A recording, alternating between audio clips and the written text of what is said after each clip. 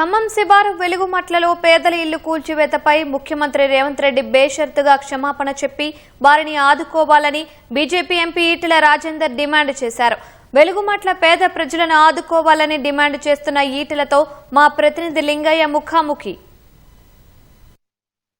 వెలుగుమట్ల బాధితులకు అండగా బీజేపీ జనసేన బృందం వెలుగుమట్లలో పర్యటిస్తుంది. బీజేపీ సీనియర్ నేత పార్టీ ఎంపీ ఈటెల రాజేందర్ నేతృత్వంలో ప్రస్తుతం వెలుగుమట్లలో బాధితులతో మాట్లాడారు. ఈటెల గారు మనతో ఉన్నారు. ఈటెల గారు బాధితులతో మాట్లాడారు, స్వయంగా ఈ ప్రదేశాన్ని పరిశీలిస్తున్నారు. నిన్న మొన్నటి వరకు కూడా చిన్నపిల్లలు ఆటపాటలతో ఒక ఊరును తలపించే వాతావరణం, ఇవాళ చూస్తే శ్మశానాన్ని తలపించే వాతావరణం ఎట్లా అనిపిస్తుంది? ఎందుకో రేవంత్ రెడ్డి గారికి మానవత్వం ఉందా అనిపిస్తుంది. ఈ ప్రభుత్వానికి పేదల పట్ల మమకారం ఉందా అనిపిస్తుంది. అసలు 2014 నుంచి ఇక్కడ గుడిసెలేసి మొదలైంది. ఇదంతా కూడా భూదాన్ భూములు. ఇవన్నీ పేదలకు ఆనాడు భూదాన్ బోర్డు రద్దు కాని నాడు పట్టాలు ఇచ్చిందని చెప్పి వాళ్ళు చెప్తున్నారు. 100 గజాలలో 60 గజాలలో 70 గజాలలో వీళ్ళంతా కూరగాయలు అమ్ముకుంటోళ్ళు, 4 ఇళ్లలో బట్టలు ఉతికే వాళ్ళు, ఆటోలు నడుపుకునే వాళ్ళు, అంటే రెక్కాడితే కానీ డొక్కని లేని వాళ్ళు. వీళ్ళు 2014 నుంచి వెళ్ళి 19 దాకా వేసుకున్నారు. వీళ్ళు 19లో వీళ్ళు కోర్టు మెట్లు ఎక్కి, అయ్యా మాకు నీళ్లు మేము మనుషులం, మాకు నీళ్లు ప్రొవైడ్ చేయండి, మాకు కరెంట్ ఇవ్వండి అంటే ఇవ్వకపోతే, ఆనాటి ప్రభుత్వానికి మానవత్వం లేకపోతే జనరేటర్లు పెట్టుకొని వాళ్ళు కరెంట్ తీసుకున్నారు, వాళ్ళు నీళ్లు కొనుక్కొని బతుకుతున్నారు.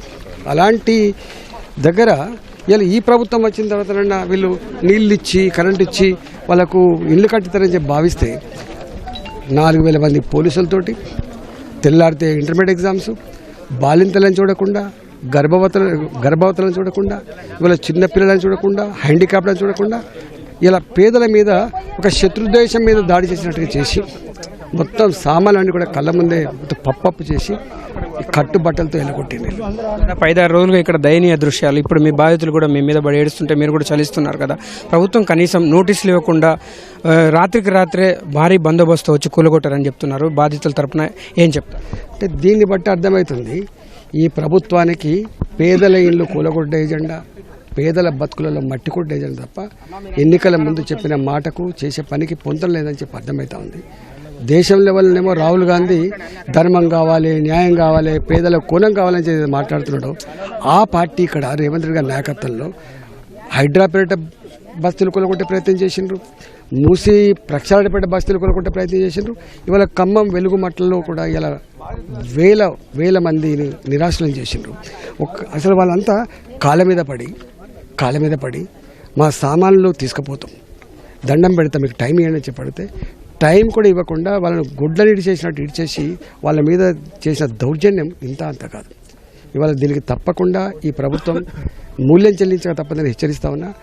బేషరతుగా ఈ ముఖ్యమంత్రి గారు ఈ ప్రభుత్వం క్షమాపణ చెప్పి ఏ దౌర్జన్యం అయితే దుర్మార్గం ద్వారా ఇల్లు కూలగొట్టారో తక్షణమే పూర్తి స్థాయిలో ఇల్లు కట్టించాలని, తక్షణమే వాళ్ళకు జరిగిన నష్టపరిహారానికి చెల్లించాలని చెప్పి నేను డిమాండ్ చేయడానికి వచ్చిన. ప్రభుత్వంకి సంబంధించి కొంతమంది నేతలు ఇప్పుడు గాంధీ భవన్లో మాట్లాడారు. బీజేపీ అభివృద్ధి పేరిట గాంధీనగర్లో కూడా చాలా చోట్ల ఇల్లు కూలగొట్టింది, అభివృద్ధి కోసం భూసేకరణ చేస్తున్నామని చెప్తున్నారు. అరే నీకైనా జ్ఞానం బుద్ధి ఉందా మీకు? నేను అడుగుతున్నా, నోటీస్ ఇవ్వు, చెప్పు. ఇక మీరు పేదలు 15 నుంచి ఉంటున్నారు, మీకు ఇక్కడ డబుల్ బెడ్రూమ్లు ఇస్తాం, లేకపోతే ఇక్కడ మేము షిఫ్ట్ చేసి ఇస్తామని చెప్పాలి కదా. నోటీసులు లేకుండా దొంగల్లాగా 1000 మంది పోలీసులను పెట్టుకొని ఈ నోరు లేని జీవుల మీద ఇంత దౌర్జన్యం చేయాల్సిన అక్కర ఉందా? మీరు చెప్పండి. ఇలా మాట్లాడుతావు నువ్వు కాదు బాబు, గట్లే మాట్లాడతావు. కానీ ఇవాళ ఈ ఖమ్మం జిల్లా ప్రజలు కాల్చిన కన్నీళ్లు వృధా పోవు, గుర్తుపెట్టుకో. ఇప్పటికే హైదరాబాద్ ప్రజలు శాపనార్థాలు పెట్టింది నీకు. ఇంకా నీది ఉంటే ఇంకో 3 ఏళ్ళు ఉంటుంది కావచ్చు, ఇంకా 2.5 ఏళ్ళు ఉంటుంది కావచ్చు.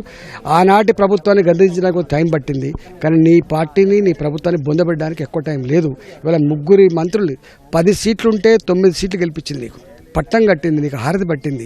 అలాంటి జిల్లాలో 3 మంత్రులున్న జిల్లాలో ఇలా మీకు తెలియకుండా ఇది జరిగిందంటే ఎవరిని నమ్ముతారు చెప్పండి? దీనికి ముగ్గురు బాధ్యత వహించాలి, దీనికి పూర్తి స్థాయిలో ప్రభుత్వం బాధ్యత వహించాలని చెప్పి నేను తెలియజేస్తాను. రైతుల పక్షాన తదుపరి కార్యాచరణ 100% వీళ్ళ గనుక ఇల్లు ఈ జాగాలలో ఇల్లు కట్టేయకపోతే తదుపరి కార్యాచరణ తప్పకుండా ఉంటుంది. ఖచ్చితంగా వెలుగుమట్ల భూ బాధితులను ఆదుకునేంత వరకు కూడా బీజేపీ బాధితుల పక్షాన పోరాడుతుందని, ఇక్కడే ఏదైతే ఈ స్థలంలో ఇళ్లను కూల్చివేశారో అదే స్థలంలో ఇల్లు కట్టించే వరకు బాధితుల పక్షాన బీజేపీ పోరాడుతుందని ఆ పార్టీ ఎంపీ ఈటెల రాజేందర్ చెప్తున్నారు. కెమెరామెన్ చందుతో లింగయ్య, ఈటీవీ, ఖమ్మం. న్యాయం చేస్తారు. వారు వచ్చిందో మీకోసం, వారు ఢిల్లీ నుంచి అక్కడికి వచ్చిందో మీకోసం అమ్మా. మీకు న్యాయం చేయడానికి వచ్చామమ్మా.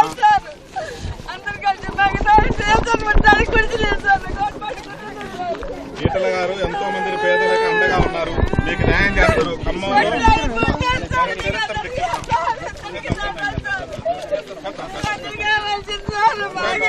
ఈటల గారు మీకు అండగా ఉండడానికి వచ్చారు.